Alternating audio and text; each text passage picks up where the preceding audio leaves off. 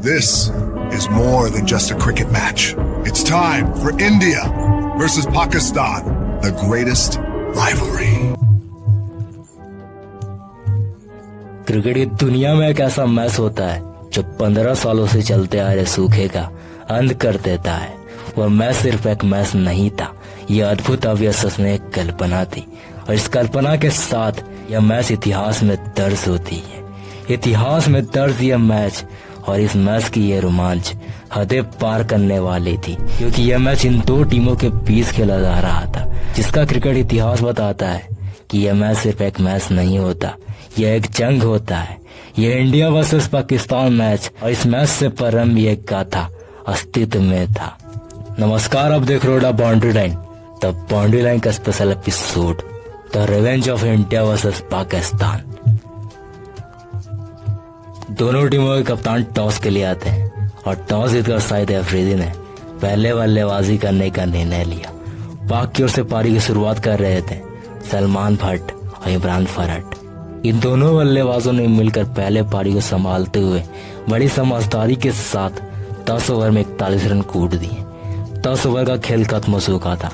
पाक के खाते में 41 रन थे और पाक अपने एक भी विकेट नहीं खोई थी। सलमान भट्ट आशीष नेहरा के चौथी 5वीं गेंद पे बैक टू बैक 2 चौका जड़ दिए।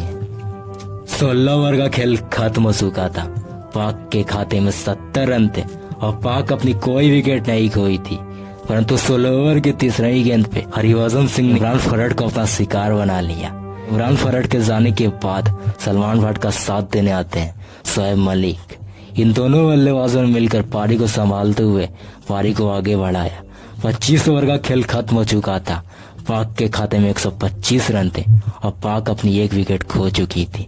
पाक के पारी का आधा इनिंग खत्म हो चुका था। अभी भी पाक के पास 9 विकेट थी और पाक की इस 9 विकेट के साथ पाक आगे खेलना प्रारंभ करता है। अगले कुछ ओवर पाक के हाथ में रहता है, परंतु 144 के स्कोर पे शोएब मलिक का विकेट का पतन होता है। शोएब मलिक 39 के स्कोर पे पवेलियन लौट चुके थे, परंतु सलमान भट्ट अपने धुन में सवार थे और इंडियन बॉलर्स को ढूंढ रहे थे। उसकी यह पारी उसके वर्चस्व को दर्शा रहा था। सलमान भट्ट के ये बड़े बड़े शॉट्स भारतीय गेंदबाज का दिल दहला रही थी। एक बड़े स्कोर के ऊपर रहे पाक, परंतु उसी पे सलमान भट्ट का विकेट का पतन हो जाता है और इस विकेट के पतन के साथ पाकिस्तान बैकफुट पे आता है। 32 ओवर का खेल खत्म हो चुका था। पाक के खाते में 157 रन थे और पाक अपने 3 महत्वपूर्ण विकेट खो चुकी थी। अब पाक के पारी को संभाल रहे थे उमर अकमल और उमर अमीर धीरे धीरे पारी को आगे बढ़ाया, परंतु 33 ओवर के दौरान आमिर का विकेट का पतन हो चुका था। 34 ओवर का खेल खत्म हो चुका था। पाक के खाते में 167 रन थे। पाक अपने 4 विकेट खो चुकी थी। अब क्रीज में मौजूद थे शाहिद अफरीदी और उमर अकमल। 35वें ओवर अफरीदी ने एक छक्का और एक चौका लगाकर हरिवर्धन सिंह को 14 रन कूट दिए। एक तरफ से विकेटें गिर रही थी तो दूसरी तरफ से अफरीदी ढूंढ रहे थे। 43 ओवर का खेल खत्म हो चुका था। पाक का स्कोर 218 पे पहुंच चुका था और पाक अपने 5 विकेट खो चुकी थी।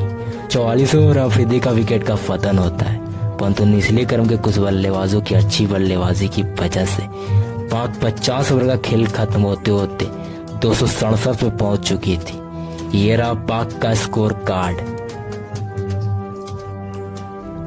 ये रहा इंडियन बॉलर्स का अटैक।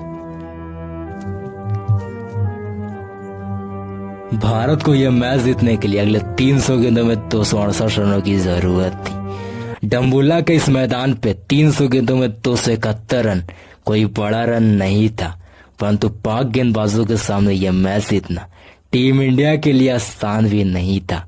टीम इंडिया के उसे पारी की शुरुआत करने आते हैं गौतम गंभीर और वीरेंद्र सहवाग। इन दोनों बल्लेबाजों ने अपने अंदाज में बल्लेबाजी करते हुए शुरुआती 10 ओवरों में 46 रन कूट दिए, परंतु 47वें के स्कोर पे सहवाग का विकेट का पतन होता है। अब्दुल रजाक का ये गेंद सहवाग के पारी का अंत कर चुका था। 15 ओवर का खेल खत्म हो चुका था। इंडिया के खाते में 65 रन थे और इंडिया अपने एक महत्वपूर्ण विकेट खो चुकी थी। अब क्रीज में मौजूद थे गौतम गंभीर और विराट कोहली। गौतम गंभीर और विराट कोहली ने अपने अंदाज में बल्लेबाजी करते हुए पारी को संभालते हुए अपने धुन में धुनने लगे। परंतु विराट कोहली ज्यादा टिक ना सके और 15 बनाकर पवेलियन लौट चुके थे। विराट के जाने के बाद पारी को संभालने आते हैं कप्तान महेंद्र सिंह धोनी। गौतम गंभीर का 68 हो चुका था। गौतम गंभीर और महेंद्र सिंह धोनी ने मिलकर बड़ी समझदारी के साथ पारी को आगे बढ़ाया। 30 ओवर का खेल खत्म हो चुका था। इंडिया के खाते में 143 रन थी और इंडिया अपने 2 महत्वपूर्ण विकेट खो चुकी थी। इन दोनों बल्लेबाजों ने पाक बॉलर्स को रिवांड में लेते हुए अपने अंदाज में धुनना स्टार्ट किया। एक तरफ से माही कूट रहे थे तो दूसरी तरफ से गंभीर पीट रहे थे। एक तरफ से माही छक्का लगा रहे थे तो वही दूसरी तरफ से गंभीर चौका लगा रहे थे, परंतु इसी बीच 83 बनाकर गंभीर पवेलियन लौट चुके थे। गंभीर अपना काम कर चुके थे। इसी बीच महेंद्र सिंह धोनी अपना 68 बना के क्रीज में मौजूद थे। एक छोर से विकेटें गिर रही थी तो वही दूसरी तरफ माही पारी को संभाले हुए थे, परंतु 43वें ओवर सोहेल मानिक के ये गेंद, इस गेंद के साथ माही के पारी का अंत हो चुका था। माही के विकेट का पतन होता है और इस विकेट के पतन के साथ इंडिया की उम्मीदें टूट चुकी थी, परंतु सुरेश रैना के इस फिनिश से टीम इंडिया यह मैच जीत जाती है। यह मैच, यह जंग भारत के हक में था। यह मैच, यह गाथा क्रिकेट की दुनिया में अद्भुत थी। यह क्रिकेट की दुनिया में अद्भुत यह मैच सारे अस्तित्व में था। यह बर्जस से उत्पन्न यह मैच इतिहास में दर्ज होता है। बैटर्स, ये रहा इंडियन बैटर्स का पराक्रम, ये रहा पाक बॉलर्स का अटैक।